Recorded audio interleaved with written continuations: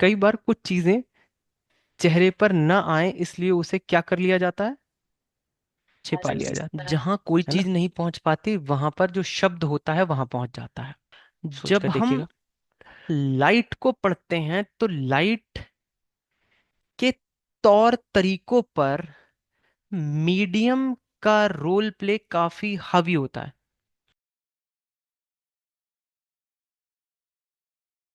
ये नहीं करना है, आओ देखते हैं।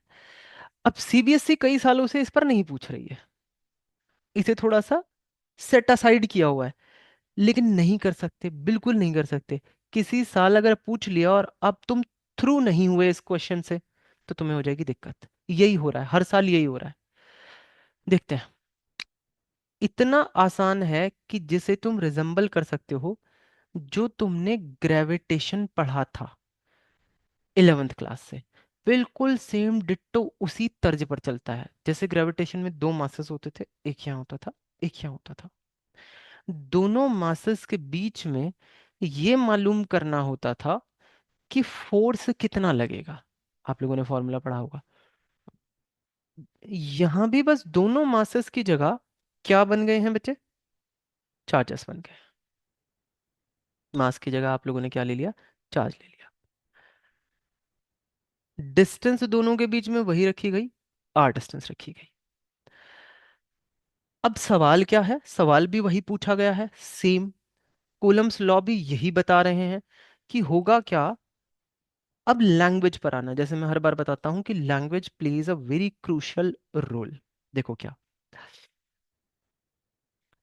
सवाल ये है कि ये वाला चार्ज इस वाले चार्ज पर कितना फोर्स लगा रहा है। बच्चे इस बात को बहुत आम बात समझकर छोड़ देते हैं। छोड़ना तो ठीक है, लेकिन इसे बिल्कुल दरकिनार कर देते हो तुम लोग। वहां गड़बड़ है। ये वाला चार्ज इस वाले चार्ज पर कितना फोर्स लगाएगा, और किस दिशा में लगाएगा, इन विच डायरेक्शन। दो चीजें हैं, क्योंकि जब फोर्स की बात चलेगी तो दो चीजें आएंगी, मैग्नीट्यूड भी आएगा और डायरेक्शन भी आएगी। ये तो हम वेक्टर में देख कर आए हैं। दोनों चीजों को एड्रेस करना है। देखो कैसे। अगर लाइक चार्जेस होते हैं, बहुत प्यार प्यार से पढ़ा रहा हूँ, ये बिल्कुल बेसिक क्लास है, बिल्कुल बेसिक क्लास है। इसमें कोई जेई कुछ नीट वगैरह नहीं कराऊंगा, बिल्कुल बेसिक क्लास है क्या। देखिए, लाइक चार्जेस क्या करते हैं, आप सभी जानते हैं कि लाइक चार्जेस एक दूसरे को क्या करेंगे? रिपेल करेंगे। और अनलाइक चार्जेस एक दूसरे को, ये बहुत बेसिक सी बात है, दो दो चार्जेस इसी तरह से अट्रैक्ट करेंगे। Are we clear about this? ठीक है। अब आते हैं इस मसले पर, जो कि है बहुत आसान, लेकिन पता नहीं क्यों क्वेश्चन नहीं बनाते बच्चे, और बेसिक लेवल पर ही नहीं बनाते। Q1 Q2 पर कितना फोर्स लगाएगा और किस दिशा में लगाएगा। तो पहले तो कंप्लीट करिए वेक्टर डायग्राम। ये तरीका है बिल्कुल बच्चों की तरह, और छोटी छोटी चीजें बता रहा हूं। और इसे आप डिनोट करेंगे फोर्स ऑन टू, ये नोटेशन है लिखना, ड्यू टू वन। और ये लगाइए वेक्टर साइन बच्चों। बच्चे इसे नहीं पढ़ पाएंगे, मुश्किल हो जाएगी उन्हें पढ़ने में। लिख लीजिए force on two due to one. इसको ऐसे लिखा जाता है, force on two due to one. आप लिख सकते हैं इसे। क्या दूसरा देखिए, इसकी नोटेशन अब आप खुद डिजाइन कर लो। इसकी notation force on one due to two, like this लिख दो। तो F12 ये बहुत मुश्किल कार्य बन जाता है बच्चों के लिए। रीजन मुझे नहीं पता क्यों, शायद ध्यान से नहीं सुनते। आप मत करना ऐसा। Force on one due to two. देखो बच्चों, अब तक मुझे नहीं लगता कि कोई भी किसी भी किस्म की जल्दबाजी हम लोगों ने दिखाई है। बहुत क्लियर सी बात है, बहुत क्लियर सी बात है।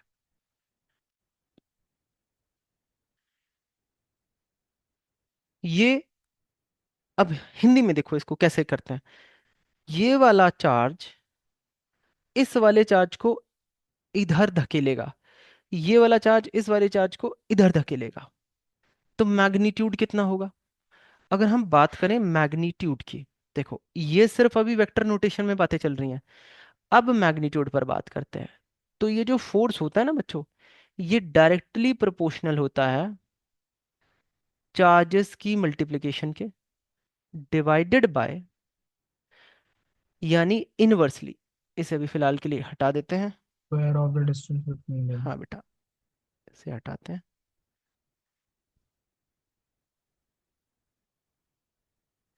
यानी Q1 Q2 and inversely proportional, जैसा अभी बताया बच्चे ने, square of the distance.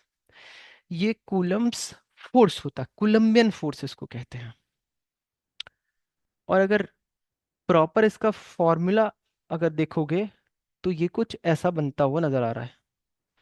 Force is directly proportional to Q1 Q2 R square. और तुम लोग सभी जानते हो बच्चों कि जब इसे हटाते हैं तो कुछ ना कुछ एक कांस्टेंट के रूप में पैदा हो जाता है। रखें इसे। यहां पर इस कांस्टेंट को बच्चे भूल जाते हैं। नहीं पता क्यों भूल जाते हैं, इसका रीजन तो तुम ही बताओगे। इसको एक के नाम से रिप्रेजेंट करना, और ये मैं तुम्हें अभी बुलवाऊंगा, क्लास में बुलवाऊंगा।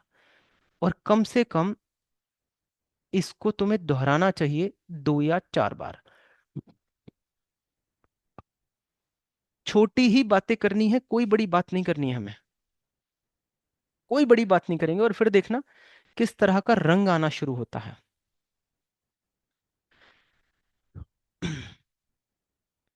जेई तक पहुंचने की सीढ़ी बिल्कुल सीधी सीधी बात है। अभी आप बिल्कुल मत सोचिए, कोई तनाव मत लीजिए दिमाग पर। इसे कहिए यार थोड़ा सा सीखते हैं, बस इतना सा। तो फॉर्मूला बन के नजर आ गया तुम लोगों को, K Q1 Q2 upon R square. अब ये जो K है इसकी बात करते हैं। देखो,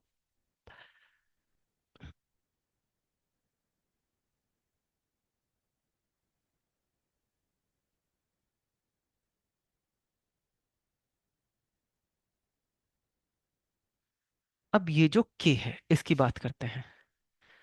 देखो ये K ऐसे ऐसे लिखा जाता है, ये K इज इक्वल्स टू, हम लोग बात करेंगे तो इसकी वैल्यू होती है 1/4 पाई एप्सिलॉन नॉट।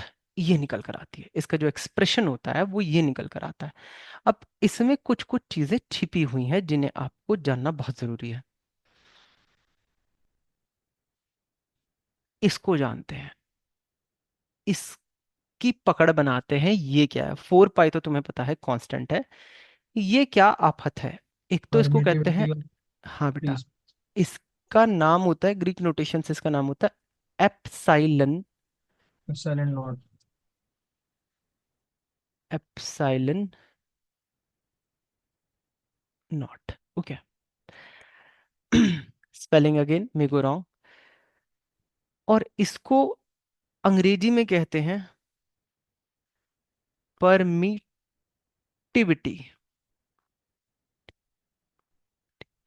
ठीक है, विट आ रहा है इसके बीच में, तो काफी सोच समझ के इसका नाम रखा गया होगा, परमिटिविटी ऑफ फ्री स्पेस। या इस लेवल पर हम डिफरेंशिएट नहीं करते हैं, फ्री स्पेस हो, एयर हो या वैक्यूम हो, यहां पर इस लेवल पर नहीं करते हैं डिफरेंशिएट। तो फ्री स्पेस या एयर भी दे दिया जाए आपको तो सेम रहेगा, चेंज नहीं होगा। दरअसल ये एक इशारा है कि ये दोनों चार्जेस किस मीडियम में रखे गए हैं। एप्सिलॉन नॉट इस बात का इशारा है कि ये दोनों चार्जेस किस मीडियम में रखे गए हैं। इतना ध्यान रखना है बस, इससे ज्यादा कोई बात नहीं है। बस इतनी सी बात रख लेनी है दिमाग में। अगर आपके पास ओवरऑल वैल्यू में यहां पर नीचे जब इसे पूरा खोल कर लिखेंगे, मैं आपको दिखाता हूं, तो पूरा जब आप इस फोर्स की मैग्नीट्यूड को खोल कर रखेंगे, जैसे Q1 Q2 upon 4 pi epsilon naught R square, ये बन गया मैग्नीट्यूड ऑफ द फोर्सेस। तो इससे ये साफ साफ पता चल रहा है कि ये जो चार्जेस रखे गए हैं, दे आर प्लेस्ड इन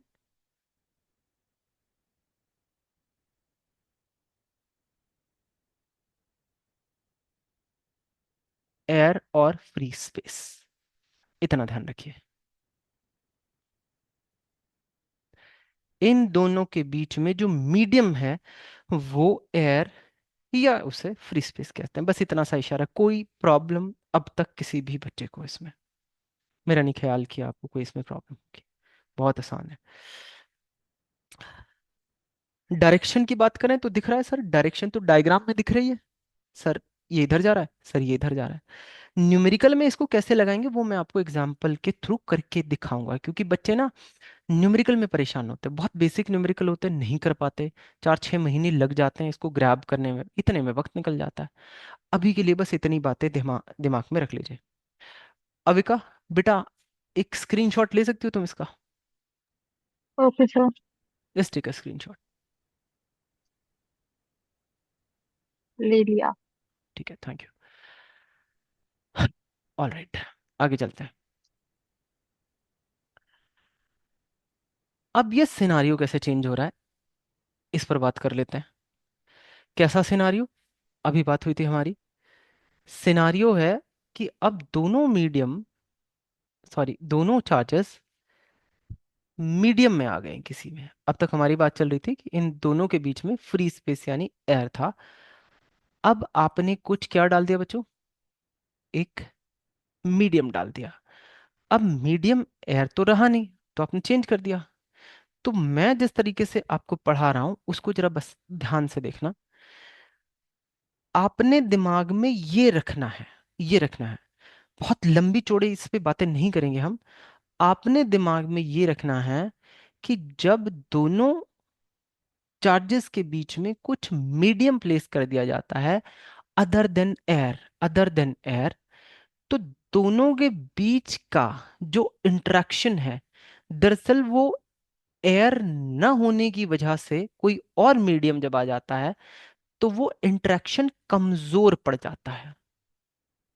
सोचकर थोड़ा सा देखो एक बार कि आपने जब एयर को रखा था तो उस टाइम पर जो इंटरेक्शन लेवल था, जो कम्युनिकेशन लेवल था, वो काफी मजबूत था चार्जेस के बीच में। यस लेकिन सर। जब आपने उसमें मीडियम डाल दिए तो वो जो इंटरेक्शन बनना चाहिए था वो ऑब्स्ट्रक्ट होने लगा, ऑब्स्ट्रक्ट होने लगा। जैसे आपने बीच में एक सीमेंट डाल दिया, ठीक है, सीमेंट की स्लैब डाल दी। अब वहां पर, अब मैं इस बात पर जोर बिल्कुल नहीं दे रहा हूं कि ये इंटरेक्शन किस तरीके से हो रहा था, अभी उस पर नहीं जाएंगे बिल्कुल भी। तो बस कॉमन सेंस से सोचकर देखो कि ये इंटरेक्शन जो कम्युनिकेशन सेटअप हुआ था पहले केस में जब एयर थी, और इस केस में जब आपने इनके बीच में एक सीमेंट की, कंक्रीट की एक स्लैब डाल दी, तो अब इंटरेक्शन कमजोर पड़ना चाहिए कि वो इंटरेक्शन और मजबूत होना चाहिए? यार वो इंटरेक्शन ना कमजोर पड़ जाएगा, क्योंकि वो इंटरेक्शन किसी के थ्रू हो रहा है जिसको आप कहते हैं इलेक्ट्रिक फील्ड लाइंस। तो इलेक्ट्रिक फील्ड लाइंस निकलना दरअसल थोड़ा कम कर देंगी। तो वो जो इंटरेक्शन का माध्यम था ना, इलेक्ट्रिक फील्ड लाइंस, उनको ऑब्स्ट्रक्शन मिलना शुरू हो जाएगा, जस्ट बिकॉज आपने उन दोनों के बीच में मीडियम चेंज कर दिया है। तो ये हमने देखा कि जब मीडियम एयर होता है तो इंटरेक्शन लेवल काफी घना मजबूत होता है, यारी दोस्ती काफी घनी मजबूत है। यारी भी और दुश्मनी भी, यारी का मतलब है अट्रैक्शन, और दुश्मनी का मेरा यहाँ पर मतलब है रिपल्शन एक दूसरे से। तो दोनों चीजें बहुत अच्छे तरीके से निभाई जा रही हैं। अब देखो, ये बात समझ में आती है आप लोगों को? अब देखो यहाँ पर, अब बेटा जैसे ही आपने मीडियम डाला, तो मीडियम की भी कोई ऐसी प्रॉपर्टी होनी चाहिए जो कि इनके फोर्स ऑफ इंटरेक्शन में अपना रोल प्ले करे। क्या मैं इस लाइन को दोबारा बोलूं? सुन लो दोबारा। इस मीडियम की भी कोई ना कोई ऐसा पैरामीटर, कोई प्रॉपर्टी, कोई ऐसा फैक्टर जरूर होना चाहिए जो कि इन दोनों चार्जेस के इंटरेक्शन के बीच में अपना रोल प्ले करे। अब 3-4 सेकंड के लिए इस सेंटेंस को अपने दिमाग में रोटेट करो और फिर डाइजेस्ट करो। तो वो जो फैक्टर है उसकी बात करते हैं पहले। फैक्टर देखो वो क्या है। उस फैक्टर का नाम होता है, यानी किसी भी मीडियम की एक ब्लड ग्रुप के तौर पर पहचान रखता है, उसे भी दरअसल के कहते हैं। तो पिछले वाले के और इस के में मैंने लेग पुलिंग कर दिया, थोड़ा सा ना लेग खींच दिया नीचे की तरफ। तो ये होता है किसी भी मीडियम की नब्ज। नब्ज या ब्लड ग्रुप दिमाग में आता है जब हम बात करते हैं। लेकिन अगर इसकी स्कॉलरली लैंग्वेज में बात करें या इसकी डेफिनेशन वाली बात करें तो इसको कहते हैं डाई इलेक्ट्रिक कांस्टेंट। समझने वाली टर्म्स अलग होती हैं और स्कॉलरली टर्म्स अलग होती हैं। अब आपके पास क्वेश्चन तो ऐसा नहीं आएगा ना कि मीडियम की नब्ज की वैल्यू 5 दी हुई है, ऐसा तो क्वेश्चन नहीं आएगा। वो स्कॉलरली लैंग्वेज में ही पूछेगा क्वेश्चन, बट आप उसको कॉम्प्रहेंड करें। सो कॉम्प्रहेंशन एक हमेशा स्टेज होती है। This is called as dielectric constant. तो फिर इसका कहीं ना कहीं फॉर्मूले में एडजस्टमेंट होना चाहिए कि नहीं होना चाहिए? तुम खुद बताओ। इसका कहीं होना चाहिए, इसका एक रोल प्ले होना चाहिए। तो देखते हैं मेरे बच्चों किस तरह से वो रोल प्ले बनकर नजर आएगा। देखो, अब जो एफ है, इसमें इस केस में जो एफ है वो देखो कैसे बनेगा। बाकी सब चीजें सेम रहेंगी। देखो उधर, सब चीजें सेम रहेंगी। Q1 Q2 4 पाई, मैं जरा जगह छोड़कर इसको पहले लिखूंगा, R² और ये जो फैक्टर है, तुम देखो मैथमेटिकली ये कहाँ नजर आ रहा है बेटा?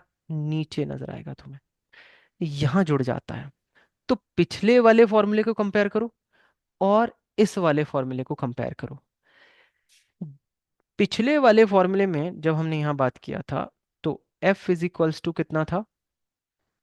Q1 Q2, अगर फॉर्मूला ये लिखा था हमने, by R square. 4 pi epsilon naught R²। यानी सब चीजें सेम रखी, दूरी भी सेम रखी, चार्जेस की वैल्यूज भी सेम रखी, लेकिन फॉर्मूले दोनों अलग अलग आए क्योंकि यहां सिचुएशन में मीडियम था, पिछले वाली सिचुएशन में एयर थी। ओके, फॉर्मूला कैसे बदल गया? तो देखो हालात कैसे बदले हैं इस फॉर्मूले के, ऐसे बदले हैं। यहाँ के दिख रहा है, यहाँ तुम्हें के दिख रहा है। यहाँ बताओ, अगर मैं ये कहूं कि तुम्हें के दिख रहा है तो ये सही बात है कि गलत बात है? यहाँ देखो जरा, नजर डालो, यहाँ तुम्हें गलत। के दिख रहा है कि नहीं दिख रहा है? नहीं। नहीं दिख रहा है। एक बच्चे ने कहा नहीं दिख रहा है। कोई बच्चा कह सकता है कि मुझे दिख रहा है? कोई कोई है ऐसा कि ये कहे कि मुझे दिख रहा है? ऐसी संजय वाली दूरदृष्टि तुम्हारे पास हो। संजय पता ना, महाभारत का एक कैरेक्टर था। मैथोलॉजिकल स्टोरी के अनुसार देखो, कोई है बच्चा ऐसा बताए कि हाँ सर मुझे दिख रहा है? सर कृषांक? यहाँ पे मीडियम जैसे वैक्यूम है इसमें, तो फिर इसमें इसकी वैल्यू नहीं होगी फिर इलेक्ट्रिक कांस्टेंट की। हाँ बोलो बोलो, शाबाश, बोलने की कोशिश कर रहे हो, ठीक है। मैं अगर ये कहता हूं कि कृषांक तुम्हें के दिख रहा है, तो किस तरह से तुम्हें के दिख रहा है? सर उसकी वैल्यू 1 लेंगे फिर। वेरी गुड, बस बिल्कुल ठीक है। उसकी वैल्यू बन जाएगी 1 बेटा।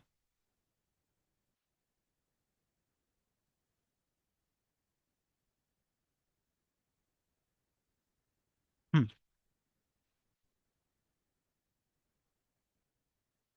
बिल्कुल ठीक है।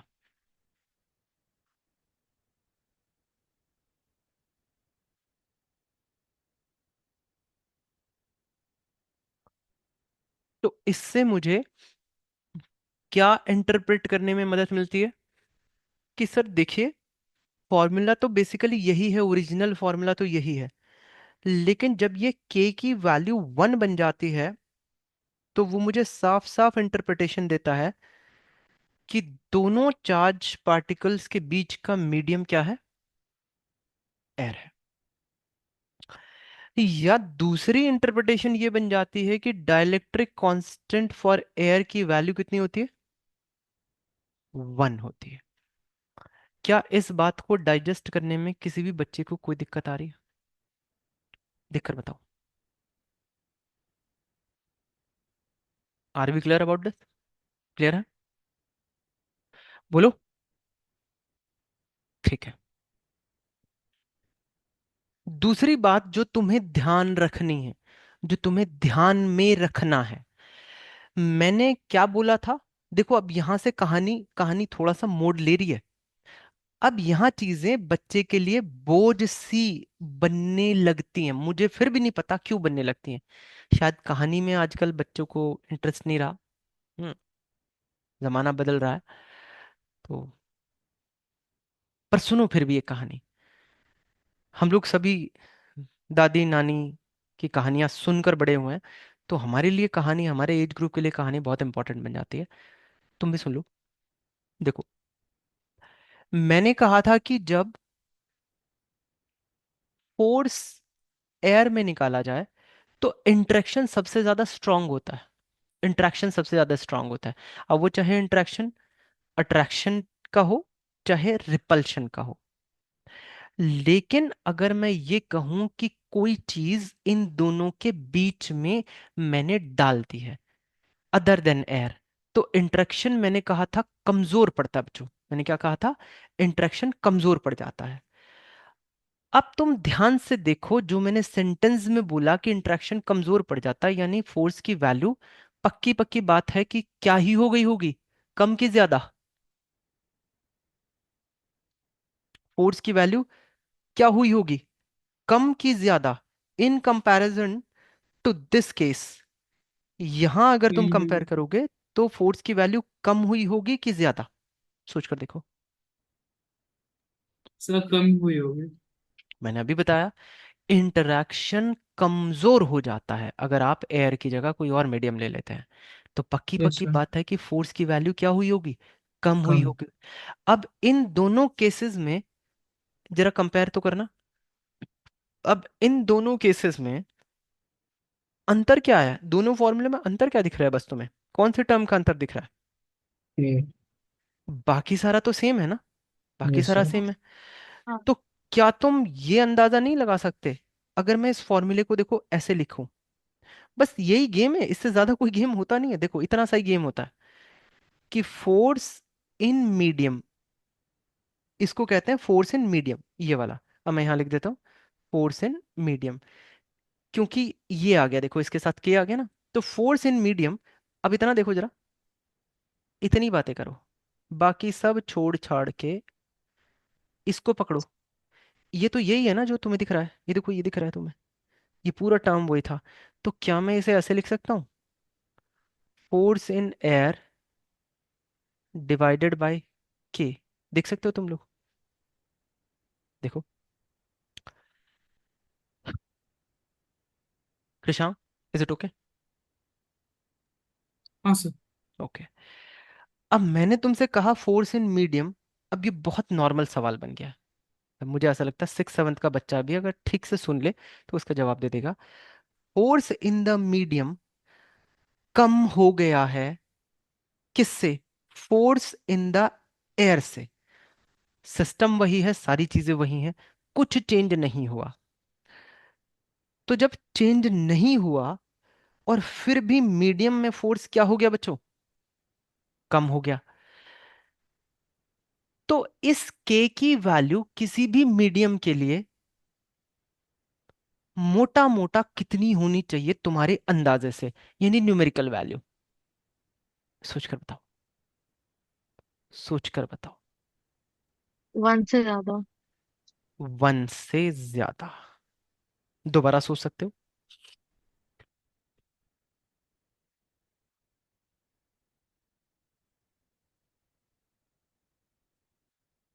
दोबारा सोच सकते हो।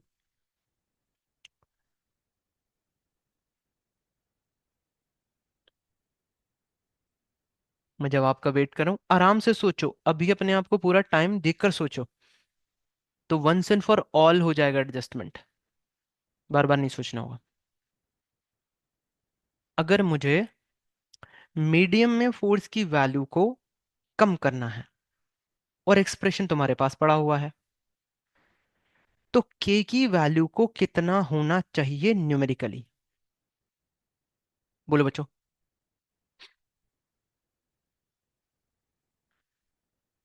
तुम सभी लोग एक जांच करके बताओ कि अगर मैं के की वैल्यू 1 रख दूं, 1 रखने का मतलब जानते हो? तब वो एयर की इक्वल हो जाएगा। एयर वन के कैंसिल इक्वल हो जाएगा करके। 1 पुट करने से।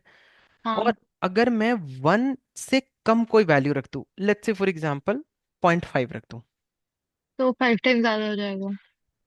तो वो आप देखिए ज्यादा हो जाएगा, है ना? हाँ। समझ में आ रही है बात? लेकिन अगर मैं के की वैल्यू 1 से ज्यादा रखूं, तो फोर्स इन द मीडियम क्या हो जाएगा बच्चों? फोर्स इन और द मीडियम कम हो जाएगा अगर के की वैल्यू को किससे ज्यादा रखा जाए? 1 से ज्यादा रखा जाए। और हमारी कंडीशन के अनुसार के की वैल्यू कहाँ फिट बैठती है? मुझे फोर्स कम करवाना है कि फोर्स ज्यादा करवाना है? तो कम कराना है। गुड। तो हमारे लिए के की वैल्यू, हमारे लिए, मैं दोबारा रिपीट कर रहा हूं, हमारे लिए के की वैल्यू की कंडीशन कहाँ जाकर फिट बैठती है? कि के को हमेशा ही किसी भी मीडियम के लिए अदर देन एयर, दोबारा सुनो बहुत ध्यान से, किसी भी मीडियम के लिए अदर देन एयर के की वैल्यू को ग्रेटर देन 1 ही होना होगा। सोच कर देखो, वही बात मैं कर रहा हूं तुम्हें। Yes sir. और इस बात का मैंने तुम्हें अभी प्रूफ भी दिया, पूरा प्रमाण भी दिया कि इस वजह से हम इस सेंटेंस तक जाकर पहुंचे हैं। मैं नॉर्मली तुम्हें यह भी लिखवा सकता था कि इसको याद कर लो कि के की वैल्यू हमेशा 1 या 1 से ग्रेटर होती है, लेकिन एक बार इसको सोच कर करोगे, बिल्कुल बेसिक क्लास चल रही है, बिल्कुल बेसिक, जैसे कहते हैं ना ग्राउंड जीरो की रिपोर्टिंग कर रहा हूं मैं यहां से, एक बार समझ जाओगे तो उसके ऊपर चढ़ना आसान हो जाएगा। कोई सवाल है तो पूछ लो। तो अब तुम ये result once and for all note सर कर लो। हाँ बेटा। सर हमारे स्कूल में जब ये फॉर्मूला बताया था सर, उन्होंने बोला था कि न्यूमरेटर में के मल्टीप्लाई होता है। हाँ बेटा, ये हो गया न्यूमरेटर में के मल्टीप्लाई हो गया, न्यूमरेटर में नहीं बेटा, न्यूमरेटर डिनोमिनेटर में हुआ है। सर, वो फिर कांस्टेंट होगा ना? हाँ, वो फिर कुछ और रहा होगा, नहीं, नहीं, ये है। ठीक है, ये बिल्कुल बात पकड़ में आती है कि नहीं आती है? इतनी बात अपनी गर्दन इधर उधर हिलाकर बता दो, या तो हॉरिजॉन्टल गर्दन हिला लो या वर्टिकल हिला लो। ठीक है। अब अगर इस पे मैं छोटा सा एक तुम्हें न्यूमेरिकल यहाँ पर दे दूँ, ऑब्जेक्टिव, ऑब्जेक्टिव न्यूमेरिकल भी क्या कहूँ, बहुत बेसिक लेवल का एक ऑब्जेक्टिव क्वेश्चन दे दूँ, तो तुम सब लोग ओरली उसे टैकल करने की कोशिश करना।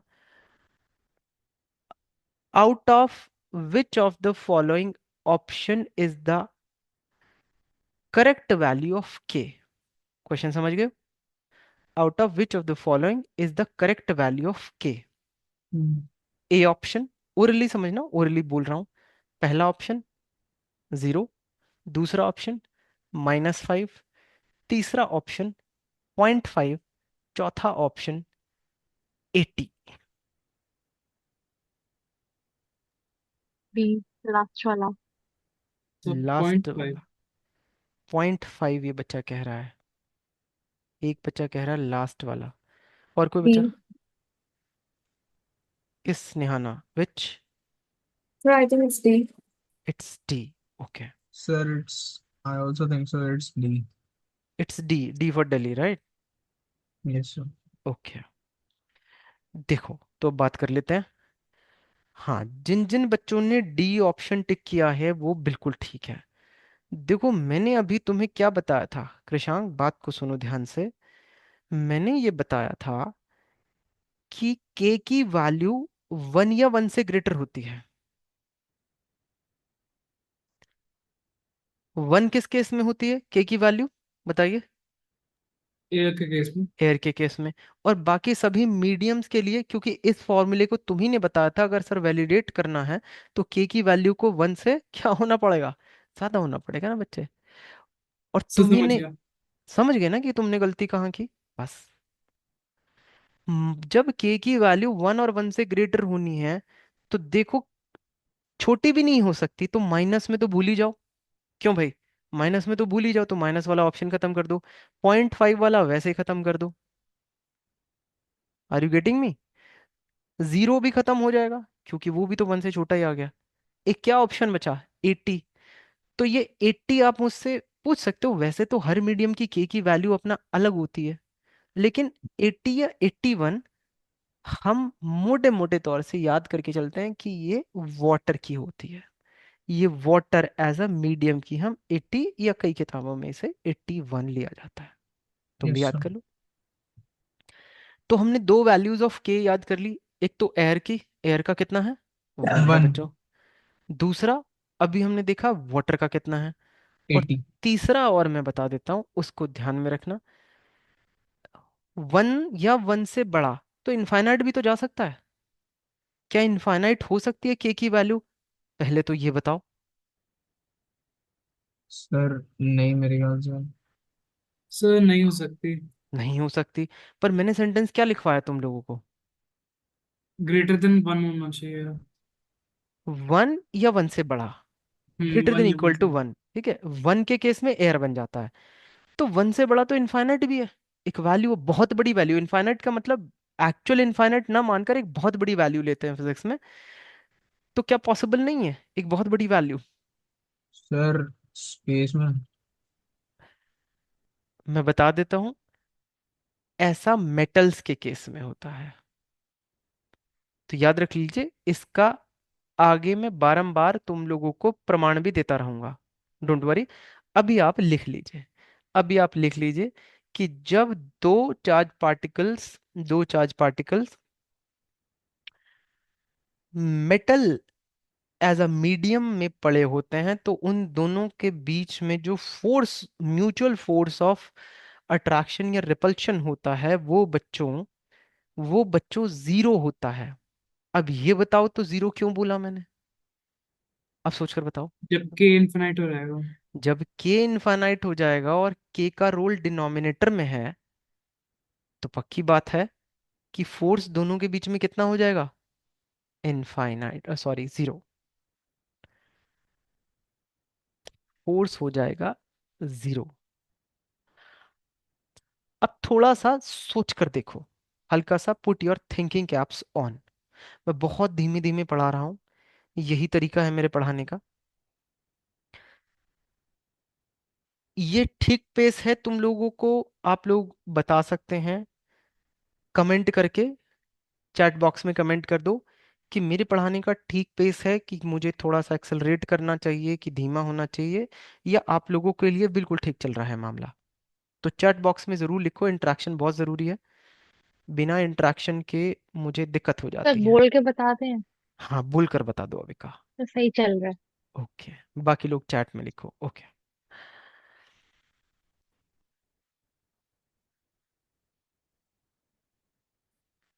परफेक्ट है बच्चों। नेहाना, तुम्हारा चैट बॉक्स ओपन नहीं हो पा रहा है।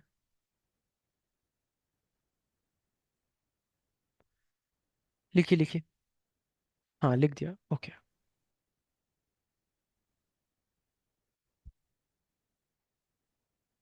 कृषांक कहाँ चला गया। सर उसने मुझे डायरेक्ट मैसेज पे भेजा है ये सर। अरे तुम्हें क्यों भेजा है। सर मैं भी वही सोच रहा हूँ। अच्छा सर, गलती से भेज दिया बस। ऑल राइट, ठीक है, ये हल्की फुल्की बातें भी होनी चाहिए। It's okay, fine. तो अब तुम्हें मैं सोचने के लिए थोड़ा मजबूर कर देता हूँ बेटा। मैंने तुम्हें बताया, तो मैं अब तुम्हें इसको रिएक्ट करने पर भी मजबूर कर देता हूँ। देखो, मान के चलिए कि कोई एक मेटेलिक स्फेयर है। ऐसे में मान के चलते हैं, एक सिचुएशन हम लोग क्रिएट कर लेते हैं कि क्या है बेटा, एक मेटेलिक स्फेयर है ऐसे।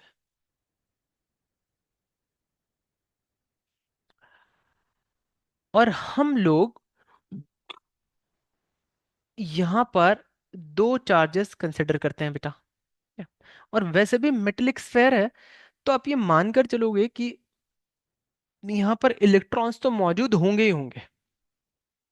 मेटल, मानते हो कि नहीं मानते हो? अब तुम एक बात बताओ मुझे, मेटेलिक स्फेयर है, बिल्कुल आइसोलेटेड रखा हुआ है मेरे बच्चों। अगर यहां पर दो इलेक्ट्रॉन्स मैं कंसिडर कर लूं, दो इलेक्ट्रॉन्स मैं कंसिडर कर लूं, ये मेटेलिक स्फेयर इलेक्ट्रिकली न्यूट्रल है, बट इसके अंदर तो इलेक्ट्रॉन्स होंगे ही होंगे ना, क्योंकि मेटल है। अब ये दो इलेक्ट्रॉन्स किस मीडियम में आ गए, सोचकर बताओ। ये दो इलेक्ट्रॉन्स चार्ज पार्टिकल्स मेटालिक। के रूप में किस मीडियम में आ गए? एक बच्चे ने अभी जवाब मेटालिक। दिया, सर मेटालिक मीडियम के बीच में आ गए, मतलब मेटालिक मीडियम इनके बीच में आ गया। तो क्या ये वो सिचुएशन नहीं बन रही जो हमने अभी डिस्कस की थी? तो इन दोनों के बीच में फोर्स कितना लगना चाहिए? कितना एक्सर्ट करें ये दोनों force? प्रॉक zero. Sir zero zero. करें। अगर इसके कहीं उलट सिचुएशन होती, सोचकर देखना, तो ऐसे तो इस मेटालिक स्फेयर में जाने कितने इलेक्ट्रॉन्स होते, और जाने कितने फोर्सेस एक दूसरे के ऊपर इन्फ्लिक्ट अपॉन किए जाते। एक तरीके से कुछ ऐसा हो जाता जैसे रशिया ने यूक्रेन पर हमला कर दिया है और सारे इलेक्ट्रॉन इधर उधर भाग रहे होते। समझ रहे हो? और अगर इलेक्ट्रॉन भागता तो क्या कॉन्स्टिट्यूट करता? तुमने टेंथ के पहले चैप्टर में पढ़ा होगा। अगर इलेक्ट्रॉन चलता है तो क्या कॉन्स्टिट्यूट करता है? अरे क्या करता है? इलेक्ट्रॉन का चलना करंट कॉन्स्टिट्यूट करता है, नहीं? Yes, तो क्या एक आइसोलेटेड स्फेयर, मेटालिक स्फेयर को अगर हम जब रख देते हैं, तो इसको अगर तुम हाथ लगाओ तो तुमको शॉक महसूस होता है, या yes, अपने आप ही रखे रखे इसके सरफेस पर करंट बनने लगता है? ये तो law of conservation of energy के बिल्कुल विपरीत है ना, उसको कॉन्ट्राडिक्ट कर रहा है। ऐसा तो पॉसिबिलिटी नहीं है। तो क्या तुम्हें अब बात समझ में आती है कि अगर दो चार्जेस के बीच में मीडियम कैसा रख दिया जाए, मेटालिक मीडियम रख दिया जाए, तो वो एक दूसरे के ऊपर कितना फोर्स एक्सर्ट करते हैं? सर शून्य के अलावा कुछ नहीं। समझ में आई बात कि नहीं आई? इसीलिए डाइलेक्ट्रिक मीडियम ऑफ, क्या बोलेंगे हम इसे, डाइलेक्ट्रिक मीडियम ऑफ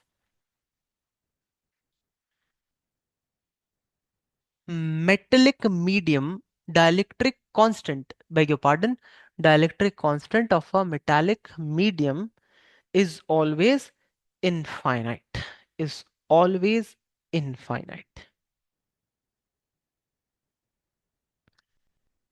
बोलो, समझ में आती है कि बात नहीं आती है? सर एक बार फिर यस से सर। बोल दो। Dielectric constant of a metallic medium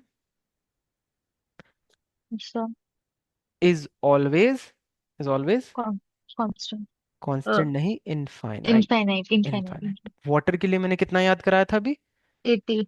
80, या कुछ कुछ किताबों में 81। 81 मिलेगा। और एयर के लिए तुम लोग जान चुके हो, 1। 1 जान चुके हो। अब कुछ बातें मैथमेटिकल पॉइंट ऑफ व्यू से और उनका इंटरप्रिटेशन लिख लो। Mathematical POV and its interpretation लिखो। जैसे समझा रहा हूं सिर्फ वैसे ही पॉइंट ऑफ व्यू बनाना है। अश्विन, सुन रहे हो मेरी बात? ये सर मैं राइट कर रहा था। हाँ बेटा, लिखो।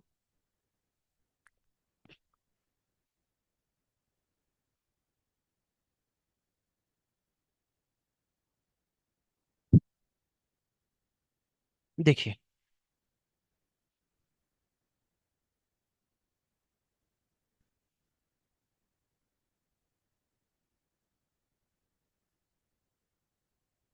कुछ मैथमेटिकल बातें, यानी मैथमेटिकल पॉइंट ऑफ व्यू की बातें और उनका इंटरप्रिटेशन। इंटरप्रिटेशन देखो मैं कैसे कर रहा हूं, मैंने आप लोगों को फिर से बताया है, जहां कोई चीज नहीं पहुंच पाती वहां पर जो शब्द होता है वहां पहुंच जाता है। सोच कर देखिएगा। तो बड़े लोग जो कहकर गए हैं कि जहां ना पहुंचा कवि वहां पहुंचा रवि, हाँ नहीं नहीं, ये थोड़ा गलत हो गया। जहां से जाकर आंसू तक निकलवा दे वो है शब्द। तो बिल्कुल भीतर जाएगा, बिल्कुल यहां लगेगा, यहां। तुम समझ रहे हो ना मेरी बात? तो पूरा पूरा घूम जाता है। कभी कभी तुम सोचो कि कोई तुम्हारा प्रिय मित्र अगर तुम्हें कुछ कैसा कह दे, कैसा कह दे, थोड़ा सा बुरा।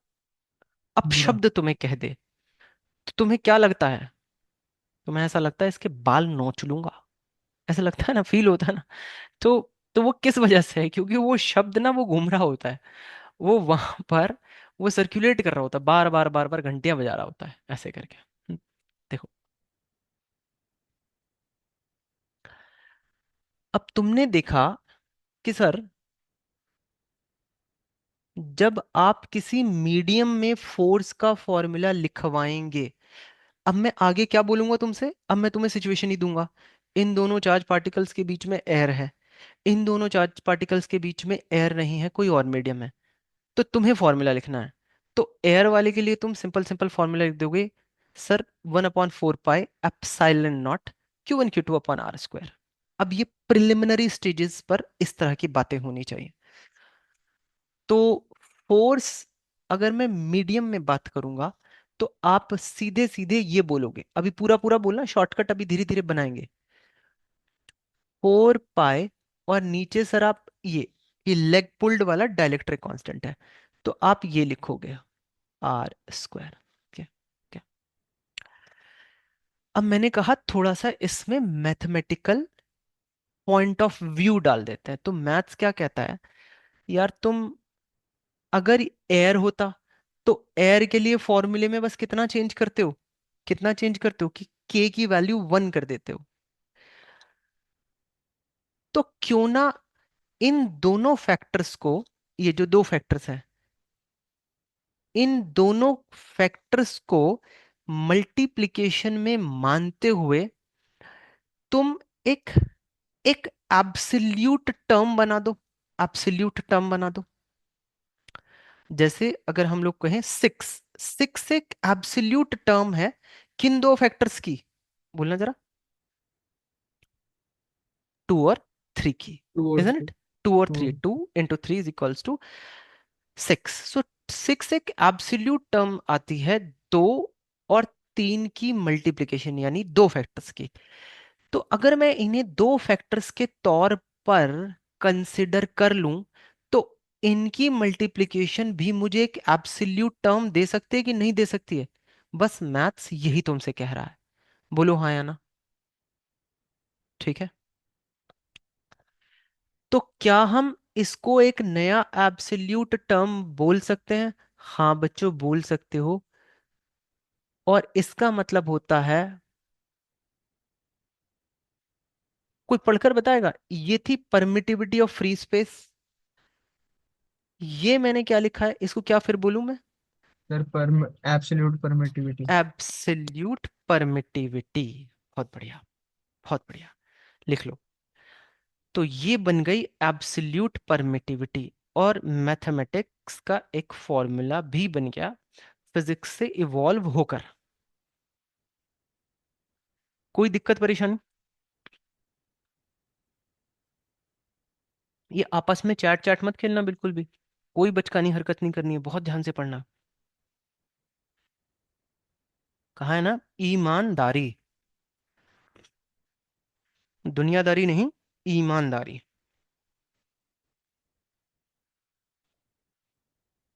एक और चीज देखो, एक और चीज देखो, और तसल्ली बख्श देखो। अगर मैं इसके अनुसार इसका नामकरण करूं तो, देखो, ये देखो, इसका नामकरण करूं तो, वैसे तो के को क्या बोला गया है? वैसे के को क्या बोला गया है? अगर मैं तुम्हें मोटा मोटा बताऊं तो मीडियम का रोल प्ले किसी भी फिनोमिना में बड़ा जबरदस्त होता है। देखो कैसे, सोच कर देखो, तुम पढ़ कर आए हो। जब हम लाइट को पढ़ते हैं तो लाइट के तौर तरीकों पर मीडियम का रोल प्ले काफी हावी होता है। नहीं सोच कर देखोगे? अरे सोचो। हाँ हाँ लाइट की बेंडिंग में, है ना? हाँ। लाइट की बेंडिंग में देखा था, पढ़ा था तुमने? हाँ पढ़ा होगा, ये तो यस बहुत सर। नॉर्मल से एग्जांपल बता रहा रिफ्रैक्टिव हूँ। वगैरह रिफ्रैक्टिव इंडेक्स के तौर पर मीडियम की आवाज उठने लगती है। वो रिफ्रैक्टिव इंडेक्स क्या है? वो दरअसल मीडियम का ही तो रिप्रेजेंटेशन है। तो जब फिनोमिना लाइट थी तो रिप्रेजेंटेशन ऑफ द मीडियम किस फैक्टर से हुआ था? रिफ्रैक्टिव इंडेक्स से। अब एग्जैक्टली। फिनोमिना कौन सा चल रहा है? इलेक्ट्रोस्टैट्स। यानी अगर मैं इसे तोड़कर देखूं, स्पेलिंग में गो रॉन्ग, बट इस बार बहुत सही जाने वाली है, मुझे पता नहीं क्यों फील आ रही है। स्टैट्स। सर, अभी तक सारी सही लिखी है आपने। ओके। देखिए बेटा, इलेक्ट्रिक चार्जेस एट रेस्ट, बच्चे इसका मतलब होता है, इलेक्ट्रोस्टैट्स का मतलब होता है electric charges at rest. Okay. तो इसमें मीडियम की आवाज कौन सा फैक्टर बुलंद कर रहा है? जरा सोचकर तो बताओ। चार्जेस। सोचकर बताओ, मीडियम की आवाज कौन सा फैक्टर बुलंद कर रहा है? मैंने भी बताया था ना, मीडियम की रिप्रेजेंटेशन किसके हाथ में आ गई है? बोलो। नहीं देख पा रहे हो? आवाज नहीं आ रही? कहाँ चली गई आवाज? हेलो। सर, एक बार फिर से बोल दो। मैंने कहा मीडियम की आवाज का रिप्रेजेंटेशन कौन कर रहा है जब फिनोमिना इलेक्ट्रोस्टैट्स है? दोस्त अगर फेल हो जाए तो दुख होता है कृषांक? सर थोड़ा। थोड़ा। और दोस्त अगर टॉप कर जाए तो बहुत। दुख पीड़ा में बदल जाता है ना बेटा? तो तुम्हें तुम्हारे दोस्त की हंसी ने बता दिया होगा ना। अश्विन, देखें जरा। हाँ बेटा, नहीं नहीं, खुलना, खुल के हंसना चाहिए, इसमें कोई गलत नहीं है। खुलकर हंसो। गुड। सॉरी सर, सर मैं भूल गया था मेरा माइक ऑन है। अरे कोई दिक्कत नहीं है बेटा, ये हंसी मजाक तो होता रहेगा क्लास में। तो तुम्हें समझ में आ गया, मीडियम की रिप्रेजेंटेशन फिनोमिना पर डिपेंड करती है। Yes sir. और फिनोमिना अगर इलेक्ट्रोस्टैट है तो मीडियम की रिप्रेजेंटेशन की आवाज को डायलेक्ट्रिक। डाइलेक्ट्रिक कांस्टेंट उठा रहा है। Yes sir. अरे न्यूज़ वगैरह तो तुम देखते होगे ना, हाँ जी सर। सोशल साइंस भी पढ़कर आए होगे। रोज हाँ कुछ जी। ना कुछ, कहीं ना कहीं से कोई आवाजें बुलंद होती रहती हैं, यस सर। है ना? कभी कोई रिबेलियन। किसी की मांग कर रहा है, कोई किसी की मांग कर रहा है, वो क्या है? आवाजें बुलंद होना, है ना? तो वही चीजें यहां हो रही हैं, वही चीजें यहां हो रही। तो अब एक नया नाम उठाते हैं, इसका एक नया नाम पकड़ते हैं। अब तक तो तुमने इसे डायलेक्ट्रिक कांस्टेंट देखा, मैथ्स के पॉइंट ऑफ व्यू से इसका एक नया नाम और बन जाता है बच्चों। बताऊं क्या सर बनता है? डायरेक्ट फंक्शन का। हाँ, डायलेक्ट्रिक कांस्टेंट का मैथमेटिकल एक्सप्रेशन के अनुसार एक नया नाम और बन जाता है। देखो जरा ध्यान से, कोई बच्चा बता पाएगा तो?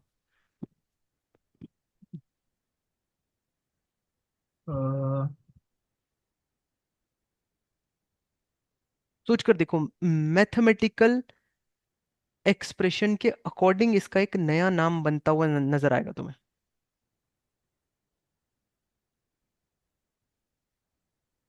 लगाओ अपना दिमाग। फंक्शन। फंक्शन नहीं बेटा। देखो,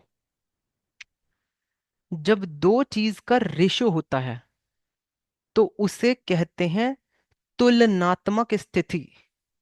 मैंने कुछ भारी भरकम हिंदी यूज कर दी क्या? मुझे तो लग रहा है कि मैंने कुछ कर दिया है गड़बड़। नहीं नहीं।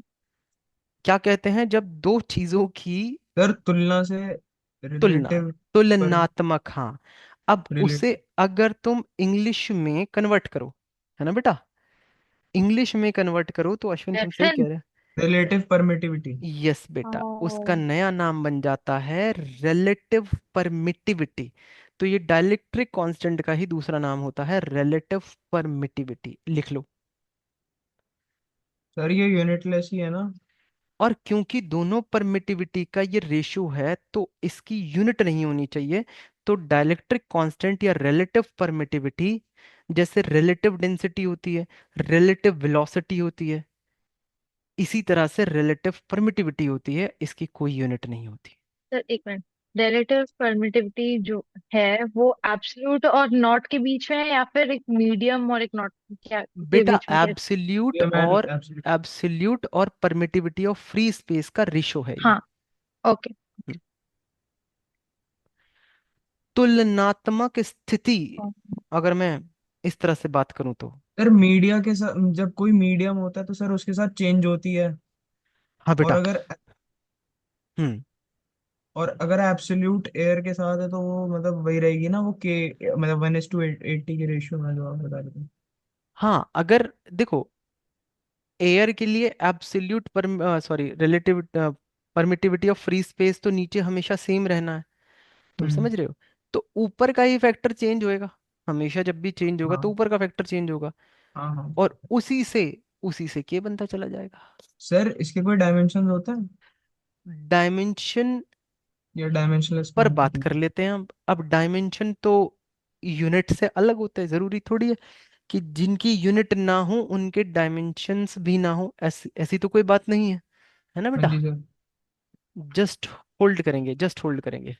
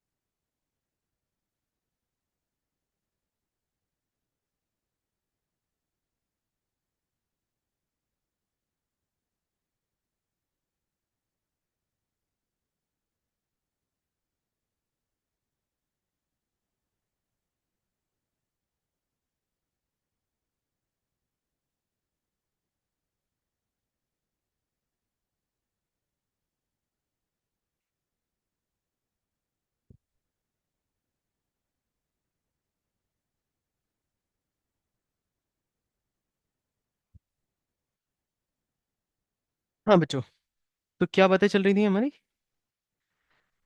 डायमेंशंस की, है ना बेटा। डायमेंशंस के बारे में। देखो, तो ठीक ठाक सवाल पूछा इस बच्चे ने, देखते हैं।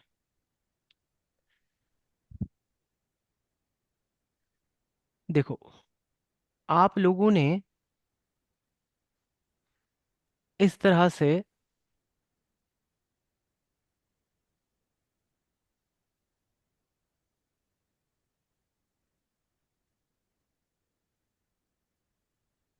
स्ट्रेस अपॉन स्ट्रेन पढ़ा होगा, यस सर। है ना बच्चों। हम्म। बात करें तो ये क्या होता था, ये वाली क्वांटिटी देखना नीचे, तो रेशियो था ये। Explain। ये रेशो था, यानी change in strain. Dimensions divide very by good, original dimension. ठीक है, okay.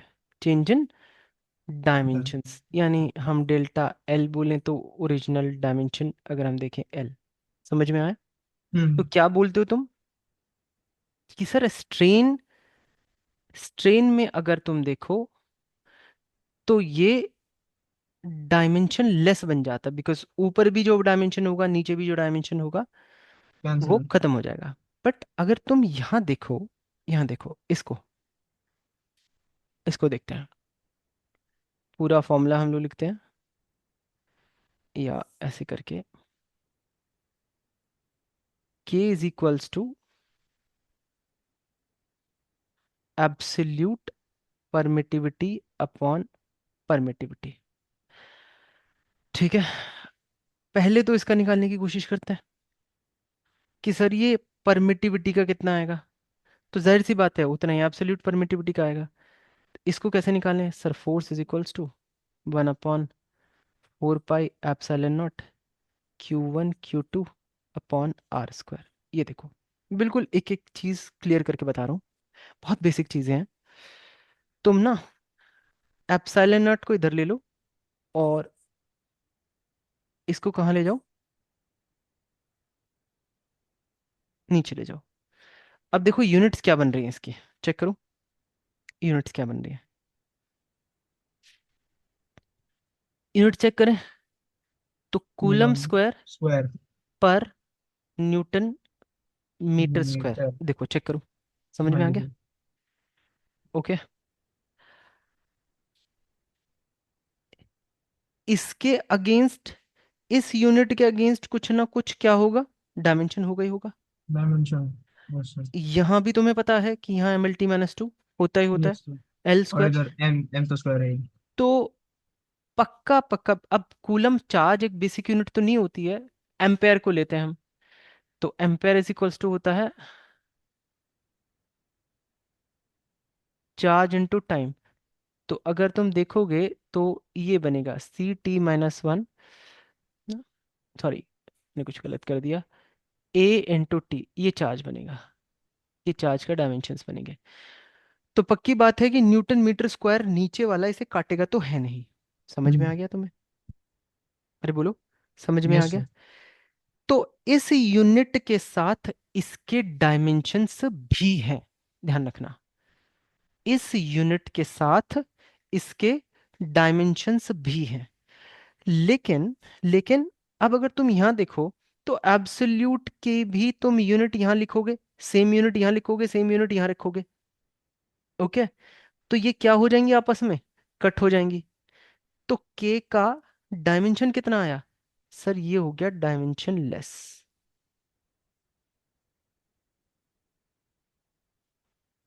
M0 L0 T0 A0। बोलो समझ में आती है बात कि नहीं? Yes sir. Are we clear? Yes sir. Yes sir. तो यहां से आप लोगों ने मुझसे काफी बेसिक क्वेश्चंस पूछ लिए हैं। एप्सिलॉन नॉट की यूनिट क्या होती है, एप्सिलॉन नॉट के डायमेंशंस क्या होते हैं, वगैरह वगैरह, इस तरह की हमारी चीजें हुई हैं। अब अगला कोई सवाल अगर आप लोग पूछना चाहते हो तो पूछ सकते हो मुझसे।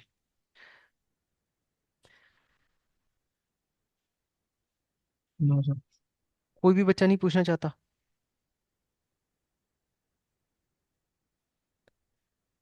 अरे बोलो।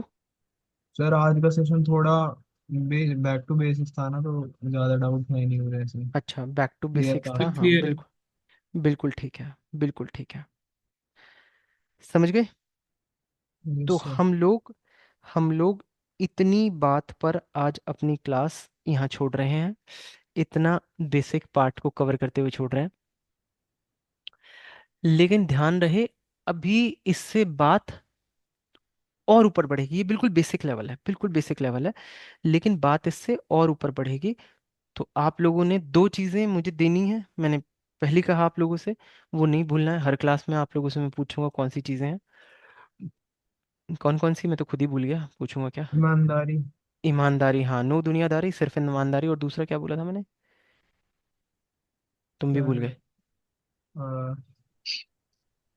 तो तुम याद ही क्या रखोगे? Sir consistency. ईमानदारी तो मुझे सर फर्स्ट डे से ही याद है सर, वो। अभी आपको भी अभी जस्ट याद आया। कई बार कुछ चीजें चेहरे पर न आए इसलिए उसे क्या कर लिया जाता है, छिपा लिया Balance जाता होता है। है ना। तो ईमानदारी और कंसिस्टेंसी दोनों आपने मुझे देनी है।